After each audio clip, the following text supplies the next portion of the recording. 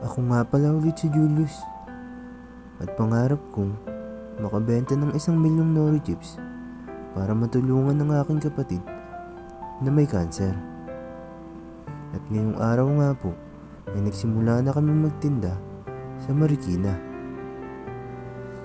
At sa buong hapon po namin pagtitinda ay 3 lamang po ang aming nabenta. Pero hindi po ibig sabihin nun dahil onti lang po ang aming nabenta ay titigil na po kami sa pag-abot ng aming pangarap. Kaya tuloy-tuloy lamang po kami magbebenta sa iba't ibang lugar dito sa Pilipinas.